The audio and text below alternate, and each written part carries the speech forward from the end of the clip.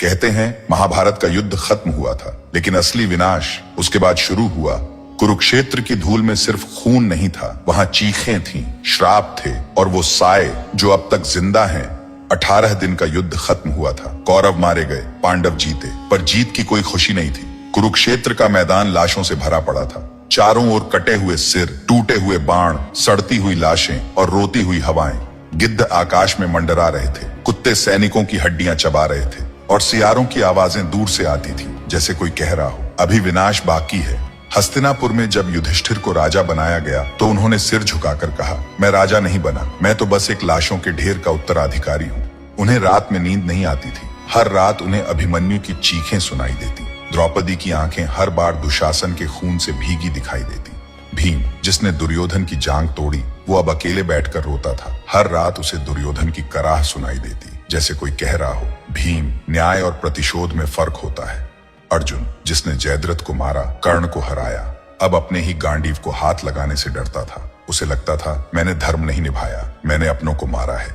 नकुल और सहदेव, जिन्हें युद्ध के बाद कोई याद नहीं करता, वे चुपचाप भाइयों के पीछे चलते, पर उनके मन में एक ही सवाल था, क्या हमने किया वो सही था?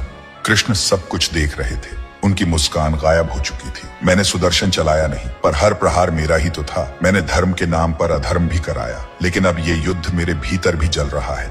उन्होंने रथ से उतरते हुए अर्जुन से कहा, अब समय है सच का सामना करने का। युद्ध तो केवल शुरुआत थी। धरती की धड़कन रुक गई थी। जिस दिन सूर्य पुत्र कर्ण गिरे थे, वो युद्ध नहीं हारे, वो वक्त से हारे। पर कर्ण की आत्मा अब भी रो रही थी, क्योंकि उसने अंतिम समय में एक श्राप दिया था, जो धर्म का झूठा मुखौटा पहनकर अधर्म करेगा, उसका अंत अपनों के हाथों ही होगा। और यही शाप अब पांडवों की छाया बन चुका था। जब युद्ध समाप्त हुआ, गांधारी ने देखा उसके 100 बेटे मारे गए। उसने क्रोध में कृष्ण को श्राप दे दिया, जैसे मेरे वंश का अंत हुआ, वैसे ही यदुवंश का भी विनाश होगा। हे वासुदेव, तुम्हारा पूरा कुल नष्ट हो जाएगा और तुम्हारी मृत्यु भी अज्ञात और अपमानजनक होगी। कृष्ण ने कुछ नहीं कहा, सिर्फ आकाश की ओर देखा और उसकी आंख से एक आंसू बह निकला।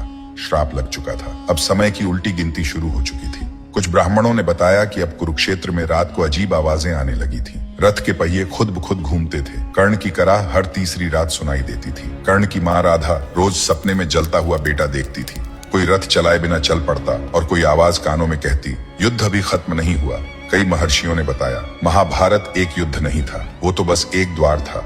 अब जो समय आ रहा है वो है कलयुग का, और उसका जन्म हुआ है कुरुक्षेत्र की इसी राख से।